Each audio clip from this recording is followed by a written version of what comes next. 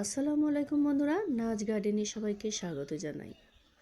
আচ্ছা, ছাদ বাগানে আগুর ফলের গাছ করা কি খুবই শক্ত? এরকম আগুর ফলানো কি খুবই শক্ত? আমি বলবো মোটেও না। ছাদ বাগানে আগুর ফলের গাছ করা ততটাই সহজ যতটা অন্যান্য ফলের গাছ করা। ছাদ বাগানে থোকায় থোকায় আগুর ফল ধরানো কিন্তু সম্ভব, যদি কিছু জিনিসকে জেনে নেওয়া যায়। কি কি বিষয়কে জেনে রাখতে হবে?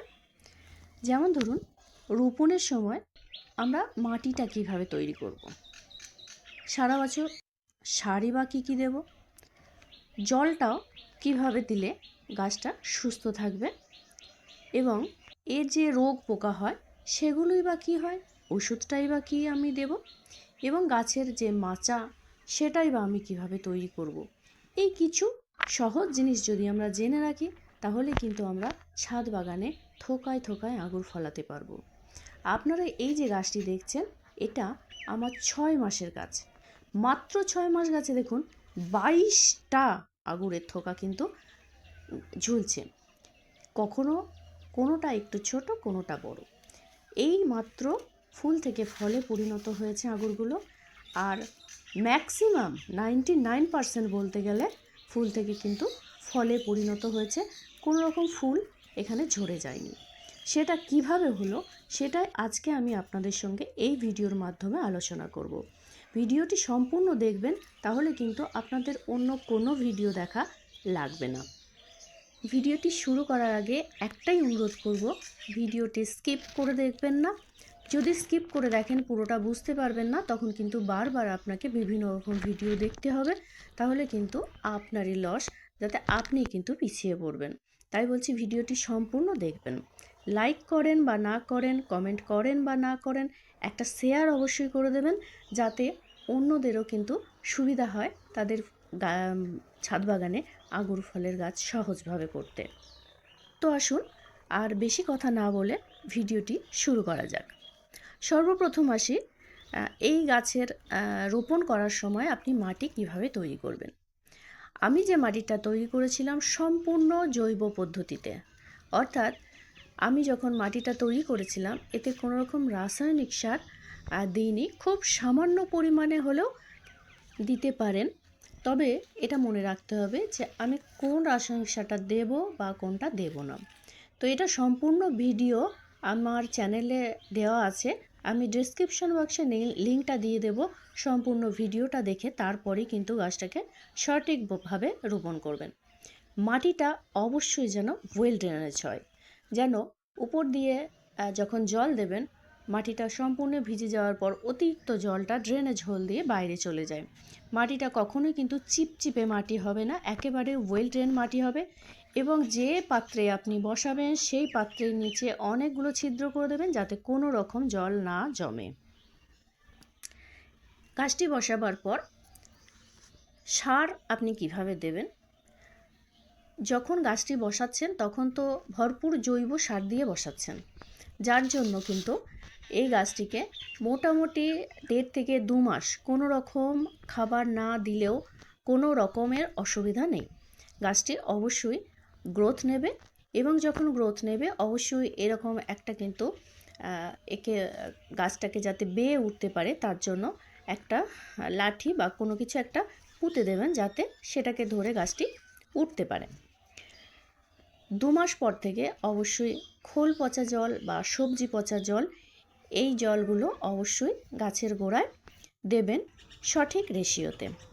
যখন এই সারগুলো দেবেন তখন অবশ্যই সারের সঙ্গে ফাঙ্গিসাইড কিন্তু একটু মিশিয়ে দেবেন, লিকুইড যে সার দিচ্ছেন।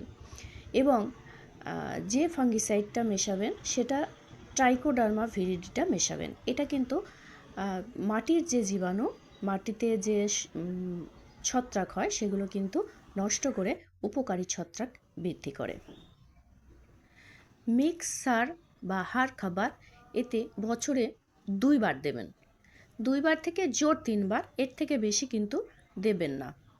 চেষ্টা করবেন যে এতে বেশি লিকুইড সার দিতে, বেশি বলতে সপ্তাহে 1 দিন বা 10 দিনে 1 দিন, এর থেকে বেশি কিন্তু সার দেবেন না। অতিরিক্ত সার দিলে কিন্তু গাছ খারাপ হয়ে যাবে।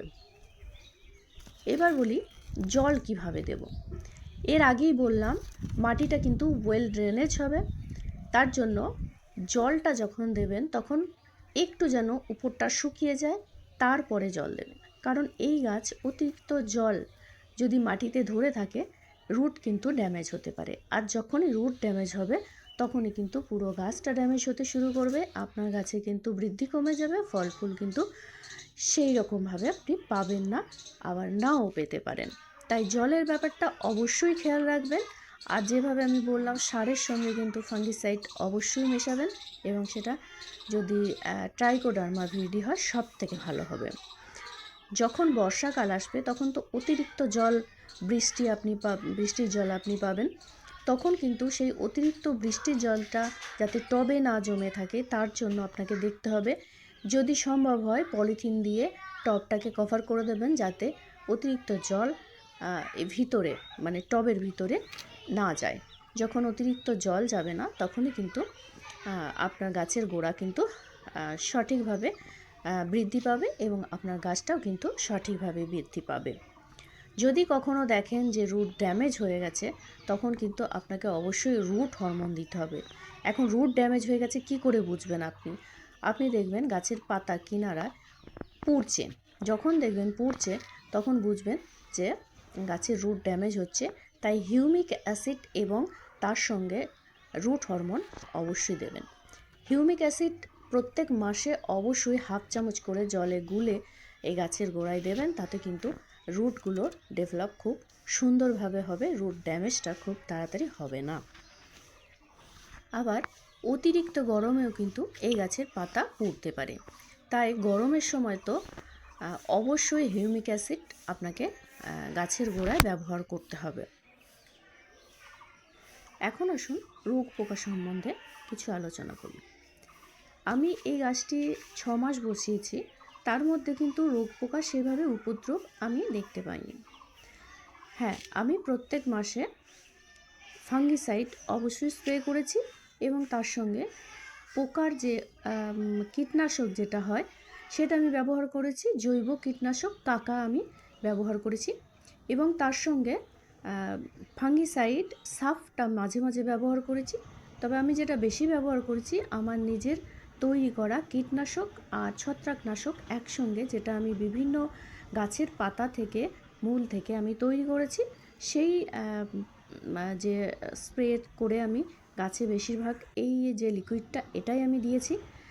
এটাও আমি ডেসক্রিপশনে আমি লিঙ্ক দিয়ে দেবো, এটা আমার চ্যানেলে তৈরি ভিডিওটা সম্পূর্ণ দেওয়া আছে, আপনারা দেখে নিতে পারেন।